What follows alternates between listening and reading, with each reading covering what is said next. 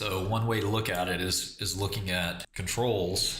And the question is, would you approve this drug? Let's take a close look at it, okay? This is 101 data. Let's take a really close look at it. Green lines are boys who took the drug. Gray lines, what's been reported for DMD patients in general, without this drug, of course, in generally in history. So if you look at, and remember that chart we drew earlier, or they drew earlier, that's sort of the general trajectory of that specific endpoint. Let's get a screen cap of this too.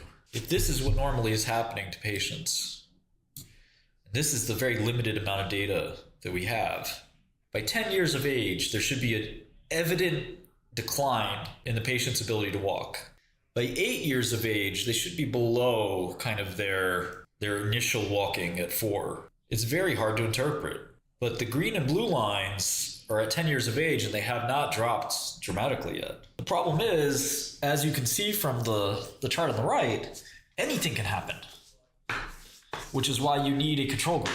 That's the ultimate question, which is 𝗥𝗏𝗄𝗏 is pointing out, which is if you were the parent of the child, you would absolutely want the child to be one of these lines, ideally the green line, but not the line that drops to 0. When the line drops to 0, the patient dies. So we'll learn more about these patients and how they're doing at year 6 and year 7 and year 8. But even then, you see in here, there's plenty of patients up here in this area that are still doing fine. Now, it gets very rare as the patients get to 14, 15, 16, so forth.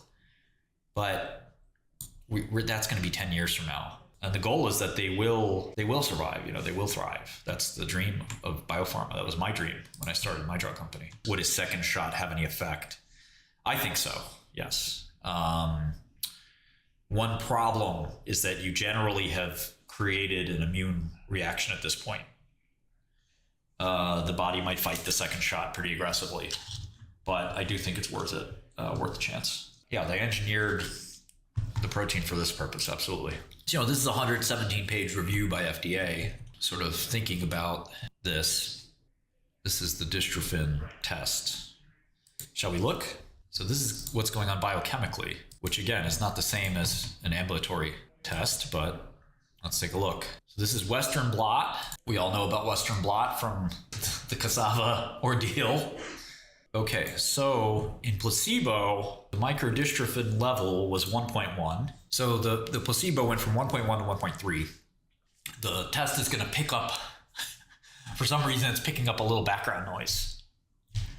But for ELEVIDYS, the baseline was 2.4 and the week 12 was 17.4. So an astonishing increase. Now, one obvious question is, why are the baselines so different? If you come into the study, tabula rasa, completely blank, yeah, you can do open label for cancer because you can get approval on response rate, especially for genetic types. But there's still some diseases where you do have to do a huge clinical trial for survival.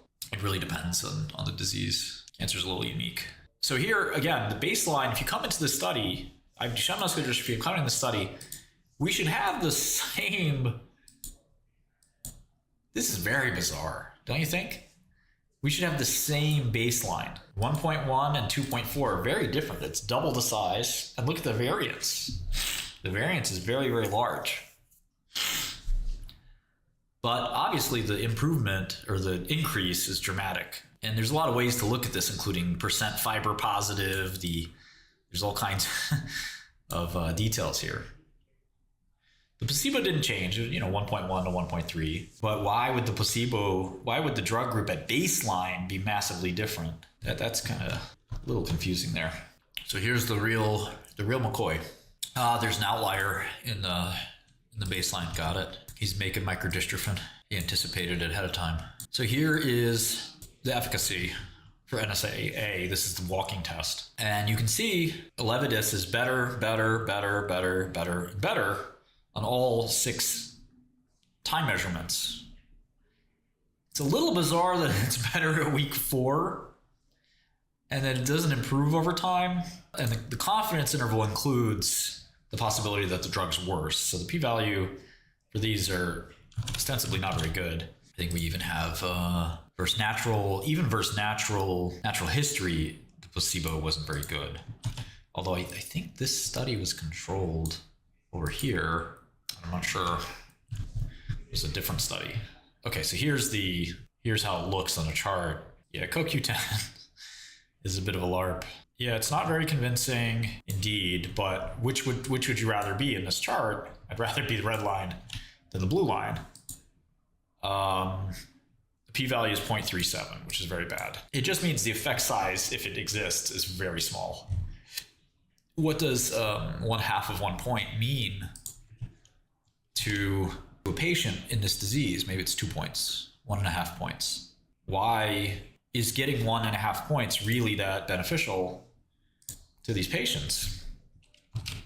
Well, let's look at the test. North Star Ambulatory Assessment. We need a chair, a box step, a mat, stopwatch, and a pathway. Activity 1, stand. Can you stand? 2, can you walk from A to B? 3, can you stand up from the chair, keeping your arms folded if you can? Let's see if I can do that. Can you stand on one leg on the right? Can you stand on one leg on the left? Can you climb the box step using your right leg first? Can you climb to the top of the box using your left leg first? Can you descend the box from the right? Can you descend the box from the left? Can you get from lying to sitting? Can you get up from the floor as fast as possible? The applicant, this is Sarepta, states that the mean change from baseline was numerically greater at all time points for ELEVIDYS. Our assessment is that the difference between ELEVIDYS and placebo at all time points is well within uncertainty bounds, which is also demonstrated by the lack of even a trend towards statistical significance. Even a trend. The results of the functional and biological endpoints do not correlate. The expression of the protein does not correlate with improvement in the NSAA score. Therefore, Part 1 data do not support the conclusion that the biomarker is reasonably likely to provide the clinical benefit required for accelerated approval. Pretty harmful review there. But they still approved it. A lot of people have a conspiracy theory that maybe somebody made some phone calls and said, listen, you have this drug, it's coming up for FDA approval. I bought 10,000 call options in my offshore retirement account. If you don't approve this drug, you're not going to be FDA commissioner for long. So, am I clear? Are you approving this drug? Yes, Miss Pelosi, of course, right away.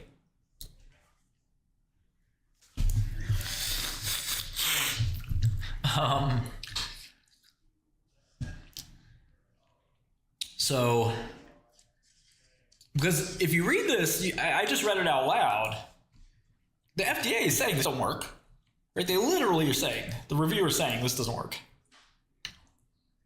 But they still got approval. Now, again, if it were me and it's not me, I would approve this drug. And I have my reasons.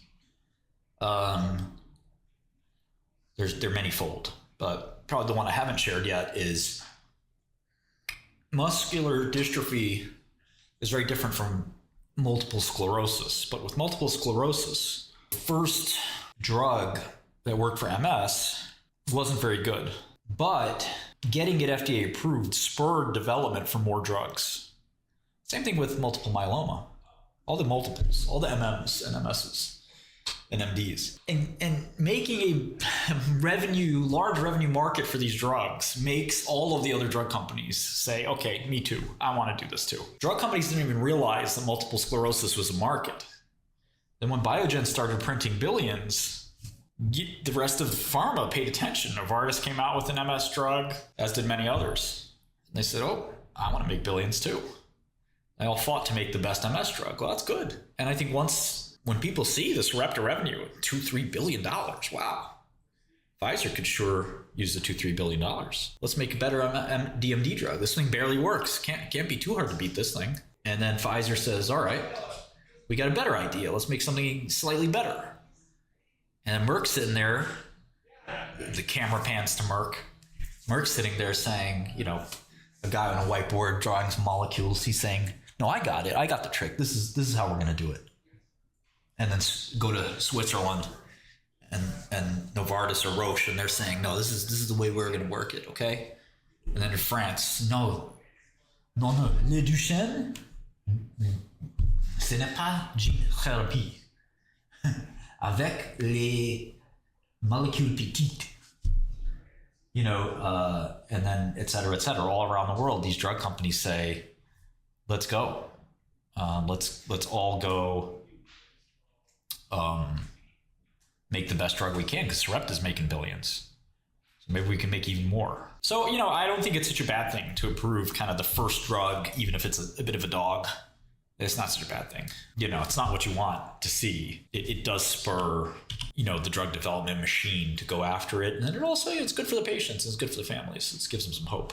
No improvements in 100-meter time test, time to ascend 4 steps, time to rise from the floor, 10-meter time test. All these tests of the body, it didn't work. And these boys, fundamentally, they won't be able to breathe because their muscle is so weak that they can't even support to, you know, the lungs and the heart working. So it's a really sad disease and a sad end. You know, watching your son decline like that, it's just so brutal. Here are the reviewers. This was Mike Singer and Rosa Shkreli. These two were the ones at FDA saying, no, this doesn't work. But it's not their call, it's their recommendation. And their recommendation can be overruled. If we need this drug FDA approved, we can make it happen.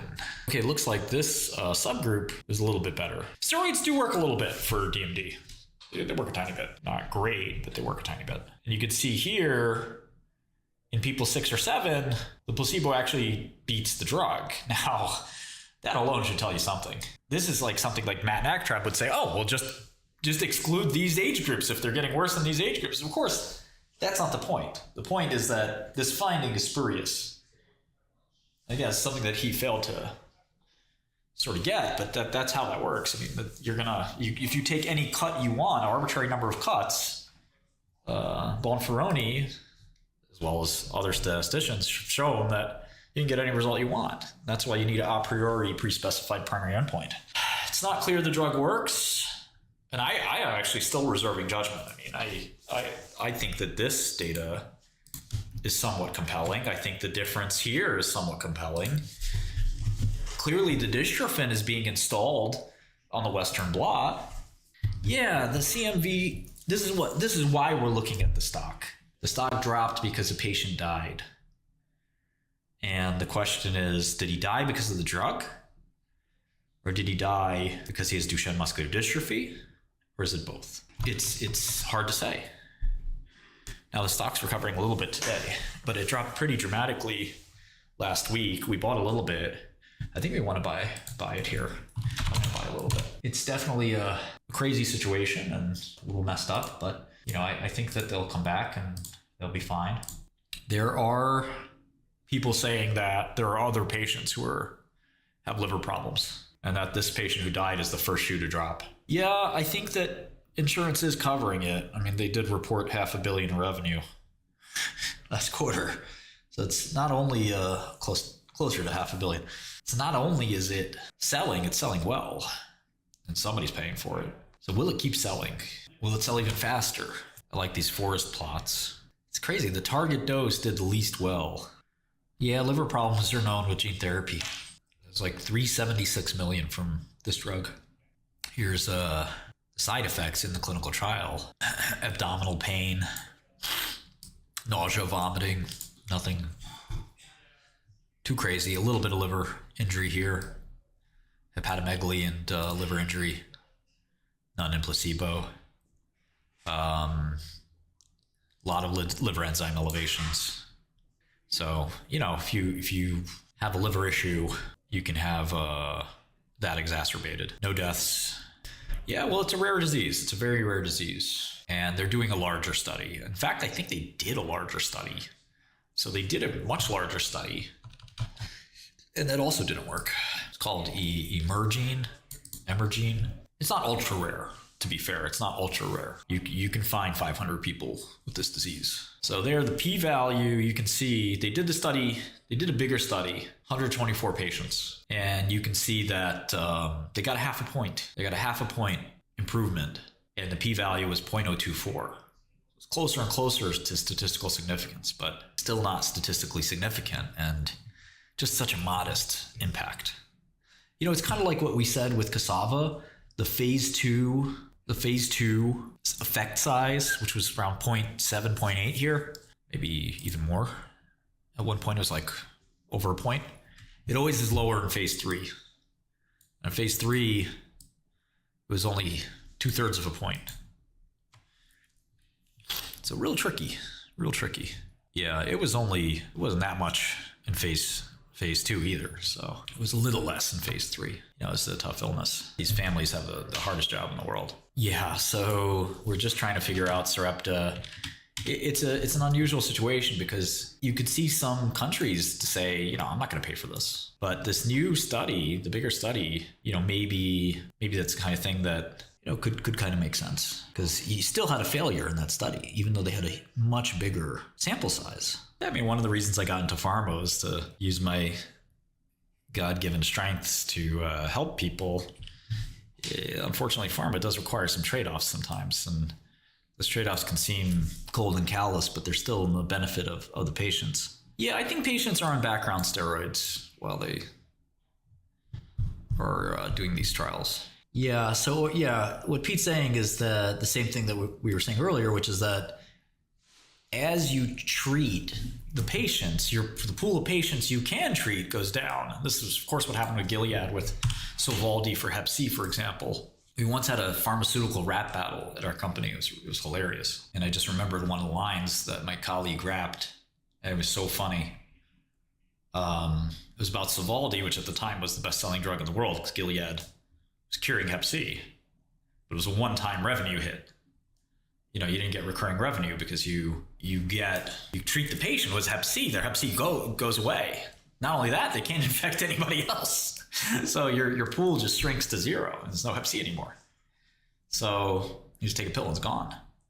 So it's a pretty nice thing, but the revenue peaked and then dropped like a rock. They still have revenue from it, but you know, it's something where, is that what's going to happen with Sarepta? Because the biggest patients, the most excited patients get treated first. Then after that, you kind of have the slow grind where you got to go find everyone. So is that what's going to happen here? Certainly could be the risk. I think this is a long, but you know, a lot of people try to game the psychology. What will happen based on, you know, what they think other people might think, which is, you know, to me, a fool's errand. You know, I just don't think that's something worth doing. Now, here's fascinating. It's a 100-meter time test. Placebo patients run faster than drug patients. That's not good. This is a secondary endpoint, but, you know, you don't want to see that. Change in 10-meter time test. There, the drug wins. Change to ascend 4 steps, drug slightly better. Change in time to rise, placebo slightly better. So pretty rough. I did see Turkey ban short selling. Thankfully, they don't have any companies worth buying or selling. So as we think about Sarepta, I think we got a pretty good sense for the drug, at least. Getting a sense for the business will require more work, and we will do that work, but I don't want to overload you guys with too much Sarepta. There's different studies that do different tests. They don't do strength tests here, but there are tests where they actually measure pure strength.